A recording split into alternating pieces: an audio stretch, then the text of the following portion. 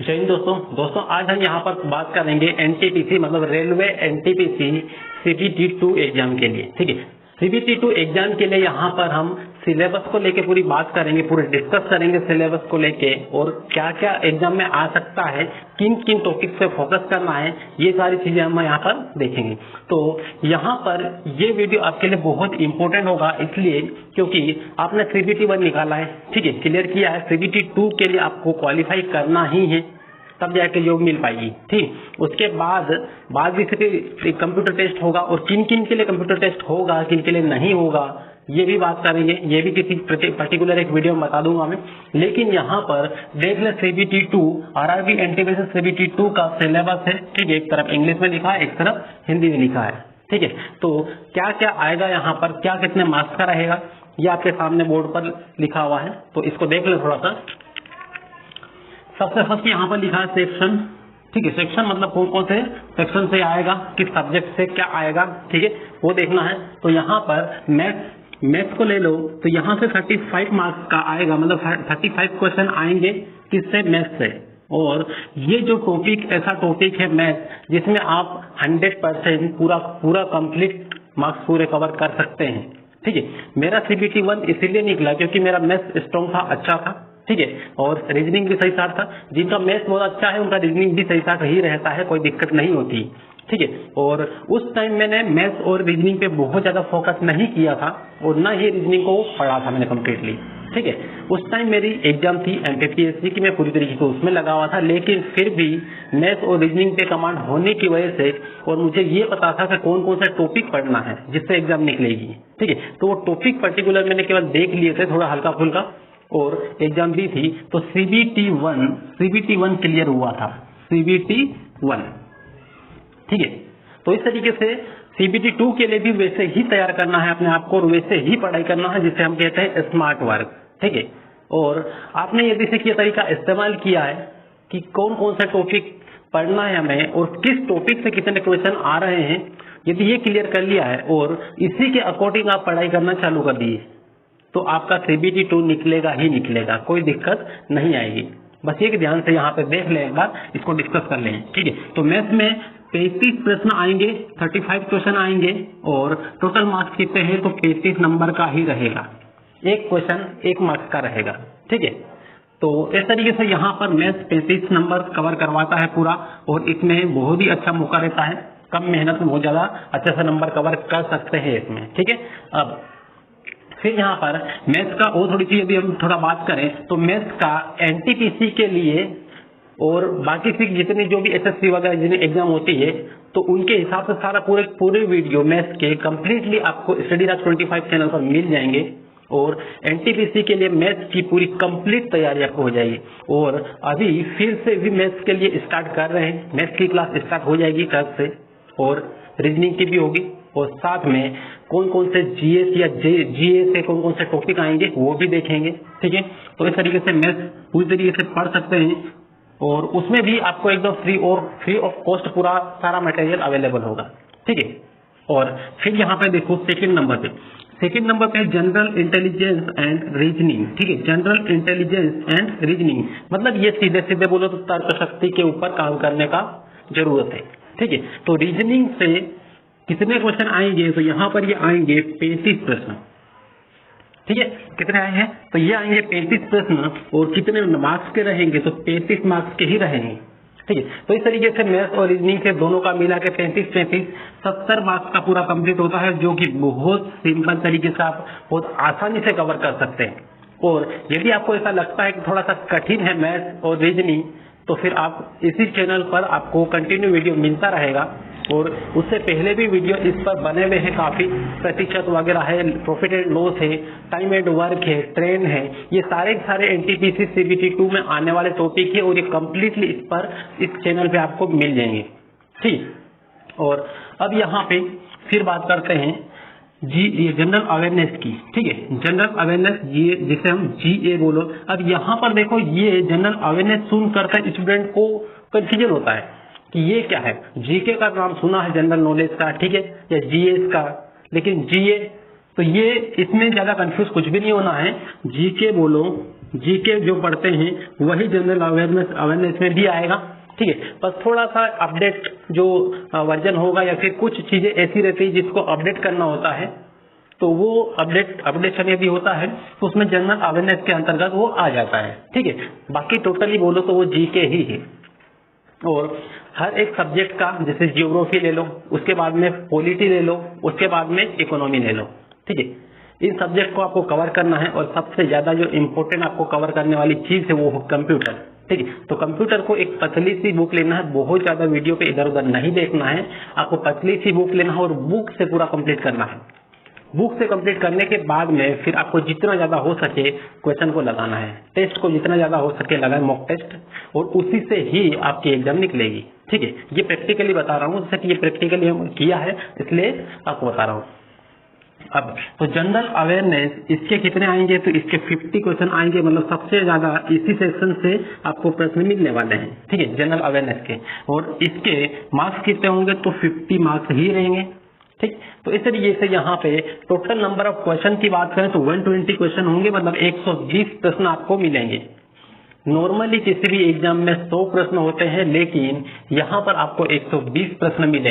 CBT 1 आपने दिया, उसमें 100 क्वेश्चन ही मिले थे, ठीक है। और 100 क्वेश्चन के लिए टाइम कितना मिला था, तो टाइम 90 मिनट ही मिला था, ठीक है। 90 मिनट मतलब सिंपल वो तो 1.5 घंटा।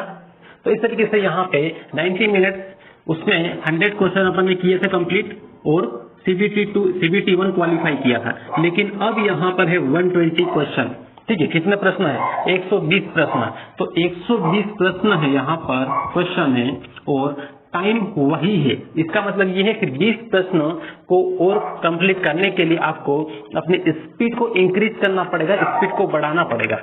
स्पीड को बढ़ाने का सिंपल एक ही तरीका है, मैथ्स को बार बार अच्छी तरीके से उसको से प्रैक्टिस करो, रीजनिंग की प्रैक्टिस करो बार बार, और जीके को बहुत अच्छी तरीके से पढ़ते जाओ, ठीक है। ऐसा नहीं कि जीके को एक ही सब्जेक्ट लिया उसी को रटे जा रहे, ऐसा नहीं करना है। किसी भी सब्जेक्ट को रटना नहीं, समझते हुए पढ़ते हुए निकल जाओ, ठीक है। वहां पर जो भी क्वेश्चन आएगा वो क्लिक हो जाएगा आपके माइंड से और सही हो जाएगा, ठीक। तो इस तरीके से यहाँ पे थोड़ा सा फोकस करें, और बहुत ज्यादा ऐसे आपको फोकस करने की जरूरत है करंट अफेयर्स पे, क्योंकि करंट अफेयर्स बहुत जरूरी है और उससे मैक्सिमम क्वेश्चन आना ही आना है, ठीक है। तो इस तरीके से यहाँ पे थोड़ा सा ध्यान देना है। तो ये है सिलेबस, टाइम कितना है, 90 मिनट, ठीक है। तो इस तरीके से यहाँ पे सिलेबस कंप्लीट हुआ। और थोड़ा सा आपको और डिस्क्राइब करता हूँ कि मैथ्स में कौन कौन से टॉपिक आएंगे, रीजनिंग में कौन कौन से टॉपिक आएंगे और जीए में कौन कौन से टॉपिक आएंगे, ठीक है। इसको भी थोड़ा सा देख लेते हैं, क्योंकि इनके बिना सिलेबस देखने से कोई मतलब नहीं जब तक मैथ्स में टॉपिक नहीं देखे। टॉपिक जब आपको मालूम पड़ेगा कि कौन कौन सा टॉपिक पढ़ना है और किस टॉपिक से ज्यादा क्वेश्चन आते हैं, तब जाके आपके मार्क्स कवर होंगे अच्छे से, ठीक है। केवल ये देखने से कवर नहीं होंगे कि मैथ्स में 35 प्रश्न आएंगे, तो मैथ्स तो पूरा मैथ्स है, ठीक है। अब उसमें कौन कौन सा टॉपिक पढ़ना है, क्या पढ़ना है, ये तो जरूरी है ना पता होना। तो इस तरीके से यहाँ पे इसका स्क्रीनशॉट लेना, उसके बाद में फिर आगे बढ़े। चलिए अब इसके बाद में देख लेते हैं यहाँ पर जो टॉपिक है, जो सेक्शन है, वहां से कौन कौन से टॉपिक आने वाले हैं, ठीक है। जैसे कि मैथ्स है, मैथ्स से कौन से टॉपिक आने वाले हैं, रीजनिंग से कौन से टॉपिक आएंगे, जीए या फिर जीके से कौन कौन से टॉपिक आने वाले हैं, ठीक है। तो देखिए यहाँ पर मैथ्स में सबसे पहले देख लेते हैं नंबर सिस्टम, ठीक है। नंबर सिस्टम ये आएगा मैथ्स में, सबसे पहला टॉपिक है। और उसके बाद में देखते हैं फ्रैक्शन, जिसे हम हिंदी में भिन्न कहते हैं, ठीक है। भिन्न, तो भिन्न यहाँ पर आएगा, ठीक है। तो इसको लिख लेना है थोड़ा सा। और फिर आगे देखें तो ratio and proportion, ratio and proportion मतलब देखते हैं हमसे कि अनुपात और समानुपात, हिंदी में क्या बोलते हैं, अनुपात और समानुपात, ये लिखा हुआ रहता है, और इंग्लिश में क्या है, रेशो एंड प्रपोर्शन। तो इस तरीके से अनुपात समानुपात, जिसे हम इस तरीके से डिनोटेट करते हैं, ये अनुपात है ये वाला, और जो 4 बिंदी हम लगाते हैं ये क्या है, समानुपात है, ठीक है। तो इस तरीके से रेशो हुआ और ये प्रपोर्शन हुआ। तो ये है तीसरा टॉपिक। और उसके बाद में चौथा आएगा मेंसुरेशन, ठीक है, मापन संबंधी मेंसुरेशन। और फिर सबसे फेवरेट और सबसे ज्यादा इंपॉर्टेंट टॉपिक जो है या आईएमपी है वो ये है कि LCM and HCF, LCM and HCF, ये टॉपिक अच्छी तरीके से कवर करना बहुत जरूरी है, क्योंकि हर एक पूरी मैथ में कोई सा भी ऐसा टॉपिक नहीं है जहां पर एलसीएम या फिर एचसीएफ का इस्तेमाल ना होता हो, ठीक है। चाहे रेलगाड़ी ले लो, टाइम एंड वर्क ले लो, प्रतिशत ले लो, जो भी ले लो, सारे टॉपिक में ये एलसीएम लगेगा ही लगेगा, इसका इस्तेमाल होता है, इसलिए इसको परफेक्ट करके रखें क्योंकि बहुत अच्छे मार्क्स यहाँ पे ये कवर करवाएगा। ठीक है, अब 6 नंबर पे देखें और 6 नंबर पे SI एंड CI। पिछली बार CBT 1 में इससे काफी प्रश्न पूछे गए थे SI एंड CI से, इसलिए आने वाली जो अभी CBT 2 है इसमें 101% इससे क्वेश्चन आने की संभावना है और ज्यादातर इसी से ही आएंगे। ठीक है, तो इस तरीके से यहाँ पर इसको ध्यान रखना है, SI और CI को बहुत इंपॉर्टेंट है। और उसके बाद में फिर नंबर आता है प्रॉफिट एंड लॉस का। प्रॉफिट एंड लॉस जिसे हम कहते हैं लाभ और हानि, लाभ और हानि, तो इसे अच्छे से याद रखना है। ये टॉपिक बहुत इंपॉर्टेंट है जो मैं बता रहा हूँ। ठीक है, एक तो यहाँ पर ये रेशियो एंड प्रपोर्शन का ले लो और उसके बाद में ये एलसीएम, उसके बाद में एलसीएम एचसीएफ, एसआई सीआई और उसके बाद में प्रॉफिट एंड लॉस। ये बहुत अच्छी तरीके से घोट लेना इसको और अच्छे से कंप्लीट कर लेना। यही टॉपिक है जो आपको मार्क्स कवर करवाएंगे मैथ में और वो भी मैक्सिमम। ठीक है, उसके बाद में बात करते हैं यहाँ पे time and work. Time and work and time and distance. जिनका टाइम एंड वर्क जिन्होंने अच्छी तरीके से पढ़ लिया उनको टाइम एंड डिस्टेंस बहुत आसानी से समझ में आ जाएगा। ठीक है, लेकिन जिनका टाइम एंड वर्क थोड़ा कमजोर है तो उनका टाइम एंड डिस्टेंस भी कमजोर होगा। इसलिए टाइम एंड वर्क को बहुत सिंपल तरीके से समझना है। इस पर टाइम एंड वर्क के ऊपर 3 से 4 वीडियो आपको इसी चैनल पर स्टडीराज 25 पर कंप्लीटली मिल जाएगा और एनटीपीसी के लिए टाइम एंड वर्क 100% आपका कवर हो जाएगा।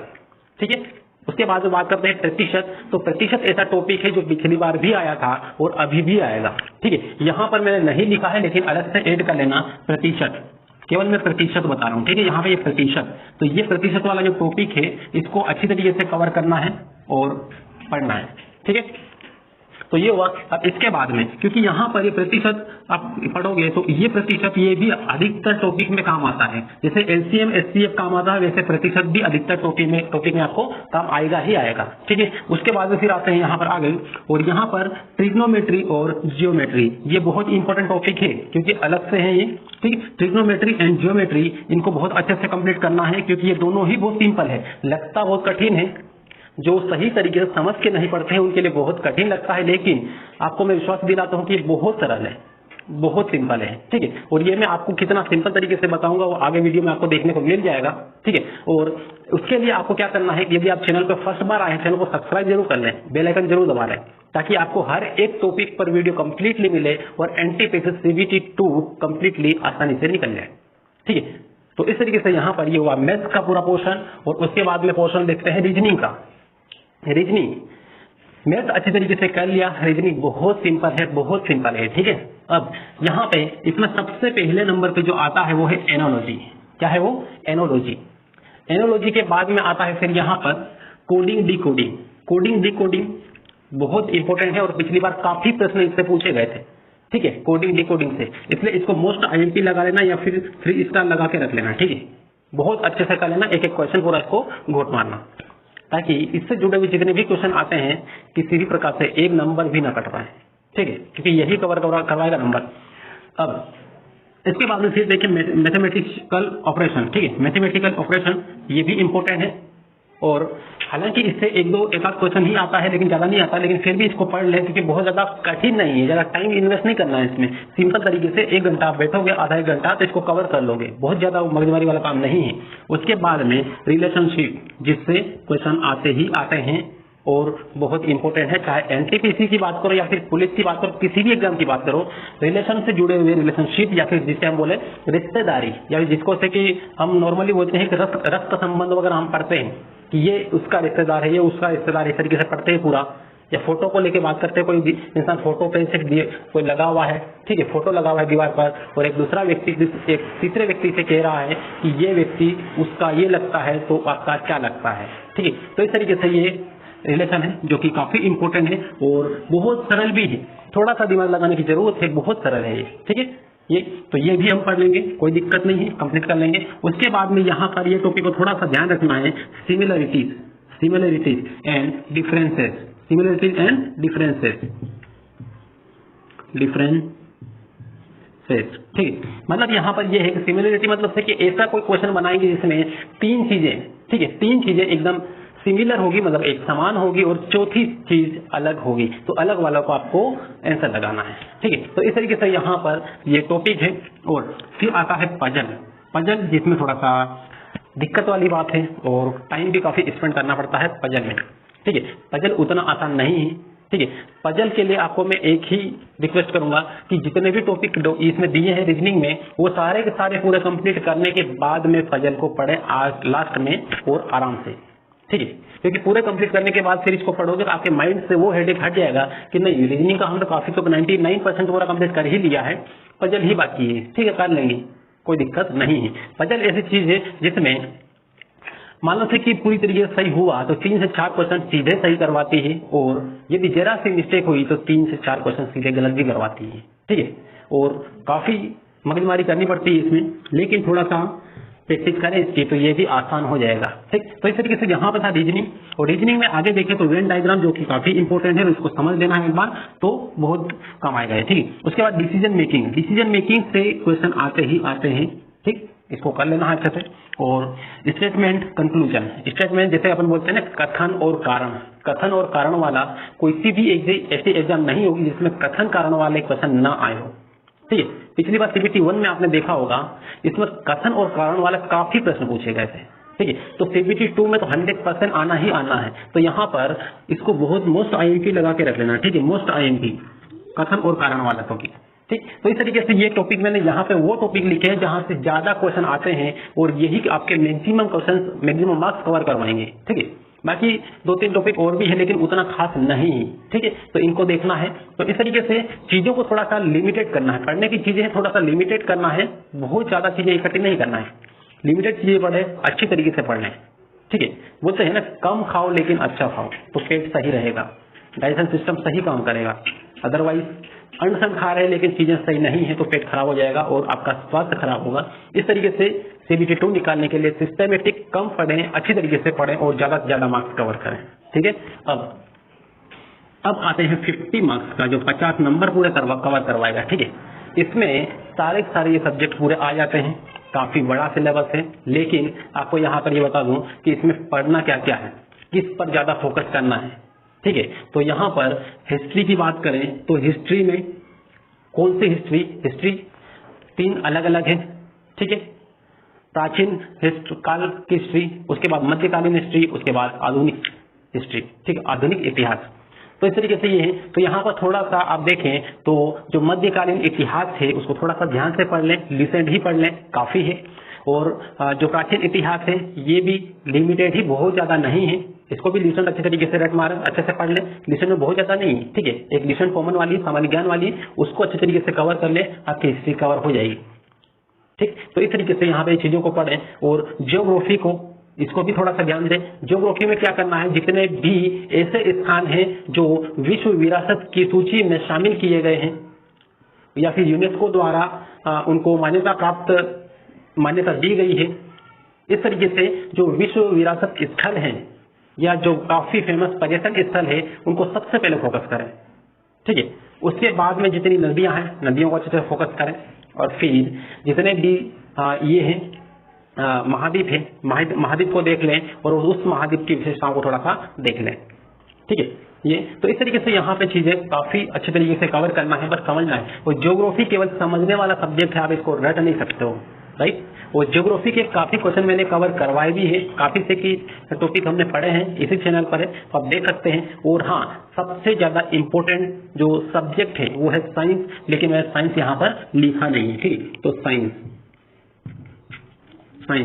सबसे ज्यादा प्रश्न आएंगे तो इसी से ही आते हैं, ठीक है। साइंस में तीनों साइंस आती है, एक फिजिक्स आती है, उसके बाद केमिस्ट्री आती है और बायोलॉजी आती है, ठीक है। आपको करना क्या है, बायोलॉजी को और फिजिक्स को, इन दोनों को अच्छे तरीके से पढ़ लेना है। केमिस्ट्री को बाद में हाथ लगाना है, केमिस्ट्री से उतने ज्यादा प्रश्न नहीं आते हैं, किसी भी एग्जाम की बात करें केमिस्ट्री से बहुत कम प्रश्न आते हैं, लेकिन फिजिक्स और बायोलॉजी से सबसे ज्यादा प्रश्न आते हैं साइंस से, ठीक है। तो इसमें अब बायोलॉजी में क्या क्या पढ़ना है, ये आपको इस पर पूरे कंप्लीट वीडियो बने पड़े हैं और इसी चैनल पर आपको मिल जाएंगे। सारे सेल से लेकर स्टार्ट किया था, पूरा कंप्लीट बना हुआ है। तो एनटीपीसी के लिए साइंस मतलब बायोलॉजी की बात करें तो पूरा कंप्लीट आपको मिलेगा, आपको कहीं से कहीं कोई इधर उधर वीडियो देखने की जरूरत नहीं पड़ेगी, ठीक है। देख सकते हैं, क्योंकि वो वीडियो जब मैंने बनाया था कब, CBT 1 के टाइम में, और पूरी तरीके से बहुत डिटेल में बनाया था, इसलिए CBT 2 कंप्लीट कर सकते हैं आप उसी से, आपको कहीं से कहीं तक इधर उधर देखने की कोई जरूरत नहीं है, ठीक। तो ये है साइंस। तो साइंस में दो चीजें हैं, एक तो भौतिक भौतिकी, ठीक, और दूसरा है बायो, ठीक है, या फिर जीव विज्ञान। तो इस तरीके से यहाँ पर ये जीव विज्ञान और भौतिकी दोनों कंप्लीट करना है। और इकोनॉमी, इकोनॉमी में जो नया नया डाटा है, हाल फिलहाल का डाटा है, जो करंट बन सकता है करंट के रूप में, उस टाइप का डाटा ज्यादा पढ़े, क्योंकि वही यहाँ पर अधिकतर पूछा जाता है। ठीक है, बजट से लेके कोई बात आ गई, बजट को बहुत अच्छे से कवर करना है, बजट से आना ही आना है, 1-2 क्वेश्चन तो बजट से पूछेंगे ही पूछेंगे। और बजट पर एक सिंपल और शॉर्टकट वीडियो मैंने बना रखा है, उसको देख लें एक बार, केवल 10 से 15 मिनट का होगा, सिंपली देख लें, आपको माइंड में सारी चीजें रह जाएगी। ठीक है, यदि उसमें से कुछ भी क्वेश्चन आया तो आपका गलत नहीं होगा। और बात करते हैं पॉलिटी। पॉलिटी पढ़ना है, पॉलिटी हमारे नॉर्मल लाइफ के लिए भी बहुत जरूरी होता है, ऐसे भी पढ़ना जरूरी है, लेकिन CBT 2 निकालने के लिए भी पढ़ना इसको जरूरी है। ठीक है, अब इसमें क्या क्या पढ़ना है, तो इसमें मूल अधिकार सबसे पहले ले लें, उसके बाद राष्ट्रपति और राज्यपाल, इनको अच्छे तरीके से पढ़ लें। सुप्रीम कोर्ट और हाई कोर्ट को अच्छे तरीके से पढ़ लें, मतलब केंद्र और राज्य सरकार के अंदर जितने भी विभाग वगैरह आते हैं वो थोड़ा सा ध्यान से देख लें। और अभी जो नए नियुक्त हुए हैं मंत्री या मंत्री परिषद, उनको थोड़ा ध्यान से देख लें, कौन सा मुख्यमंत्री किस राज्य का है ये भी देखें, क्योंकि इन्हीं से जुड़े हुए सारे प्रश्न इसी में आएगा। ठीक है, बहुत ज्यादा गहराई में नहीं जाना है, लेकिन जो मैंने बताया उतना पढ़ लेना है। ठीक है, यदि CBT 2 निकालना है तो, और 101% CBT 2 निकालना ही पड़ेगा। ठीक है, करंट अफेयर्स, सबसे बड़ा मुद्दा यही है करंट अफेयर्स का। 2022 का और 21 का करंट अफेयर्स पूरी तरीके से पढ़ना जरूरी है, और इसमें से ही देंगे अधिकतर। ठीक है, एक आध क्वेश्चन आपको 19 का भी दे सकते हैं, 1-2 क्वेश्चन, लेकिन मैक्सिमम इसी से ही देंगे। तो इस तरीके से यहाँ पर ये पूरा कंप्लीट हुआ सिलेबस, NTPC RRB NTPC का सिलेबस पूरा कंप्लीट हुआ, और उम्मीद है कि आपको समझ में आया होगा। और ये जो सिलेबस है, जितने ज्यादा हो सके अपने फ्रेंड्स से शेयर करें जिन्होंने CBT 1 निकाला है। ठीक है, ताकि वो भी समझ पाए इस चीज को और पढ़ पाए सिस्टमेटिक। अब कंटिन्यू क्लास हम स्टार्ट करेंगे मैथ्स की, और उसके लिए आपको चैनल पे बने रहना है, कंटिन्यू क्लास करना है। और मैं आपको गारंटी देता हूं, यदि आपने पूरी कंप्लीट क्लास ले ली तो आपका CBT 2 आसानी से क्लियर हो जाएगा। ठीक है, और मैथ्स में और रीजनिंग में 101% आपको पूरे नंबर कवर यहाँ पे होंगे, यदि आपने इस चैनल पे कंप्लीटली आपने मैथ्स पढ़ा है तो। ठीक है, तो इस तरीके से, और बुक का ज्यादा से ज्यादा इस्तेमाल करें। ठीक है, बहुत ज्यादा इस चैनल पे उधर गए, इस तो उधर गए, बहुत सारे आंसर वीडियो देखने से कोई मतलब नहीं है। ठीक, बुक का ज्यादा इस्तेमाल करें और आगे पढ़ते रहें। ठीक, तो इस तरीके से यहाँ पर ये कंप्लीट हुआ। और दोस्तों मिलते हैं फिर नेक्स्ट क्लास में, तब तक के लिए बेस्ट ऑफ।